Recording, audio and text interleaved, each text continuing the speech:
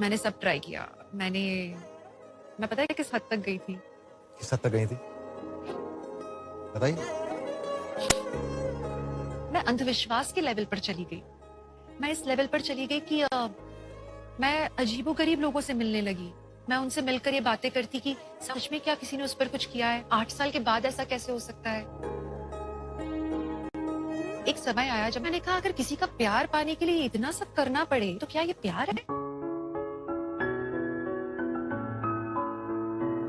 इससे अच्छा आप अकेले रहो।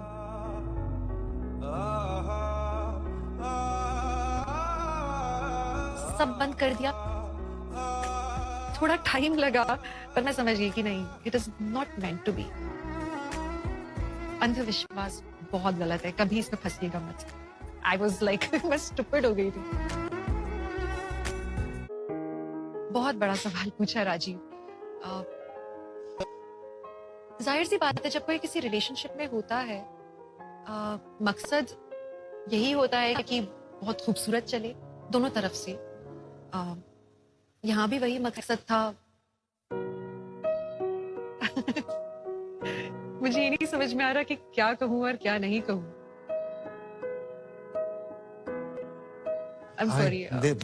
का जज्बातों वाला शो है जो है, जज्बातों को बहने दीजिए। कभी कभी कुछ चीजों को निकाल देना चाहिए, और खासकर मैं जानता हूँ इस समय आप कैमरे के सामने, लेकिन कभी कभी उन लोगों को भी बता देना चाहिए कि हाँ मैं एक साधारण लड़की हूँ, मेरे पास में एक दिल है जो धड़कता है। I'm all heart. मुझे कई बार महसूस होता है कि मैं शायद बिना प्यार के रह ही नहीं सकती। मैं प्यार करने के लिए ही बनी हूँ और मुझे प्यार चाहिए है। बट एक मेरा अगला सवाल ये होगा कि क्या आपने कोशिश की उसे, जब आपको दरारें दिखने लगी? बहुत लंबा अरसा होता है, 8-9 साल एक काफी लंबा अरसा होता है।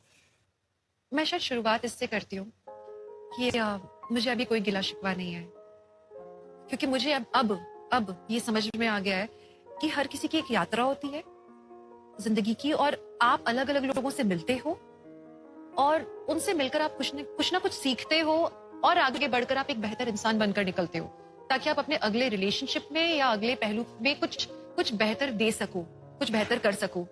तो ये शायद हम लोगों की जिंदगी का एक पड़ाव था जो हमने पार किया।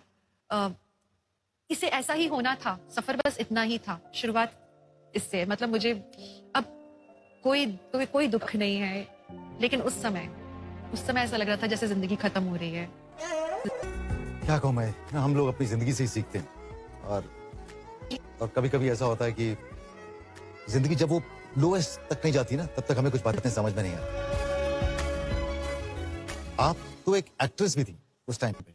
मैं सोच सकता हूँ कि वो पब्लिक लैम्पलाइट, आप पढ़ भी नहीं अपने बारे में, it must have been so difficult. आपने कैसे डील किया? मतलब I am really saying it in a very positive way Divyanka, कि आपको अंदाजा नहीं कि आप कितनी स्ट्रांग है, बिकॉज इतना करने के बावजूद भी आप कैसे काम करती थी?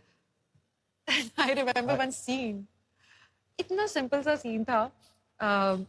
मेरे सीरियल में मुझे मेरे जो को एक्टर हैं उनके लिए एक रुमाल उठा के रखना था, और मैं कुछ प्यारी प्यारी बातें कर रही हूँ, हंसने मुस्कुराने वाला सीन है, एंड मैंने वो रुमाल रखा और मेरा रोना छूट रहा है, और मैं रो नहीं सकती क्योंकि सब लोग मुझे देखेंगे, फिर सोचेंगे कि क्या हो रहा है ये, मैं रो नहीं सकती।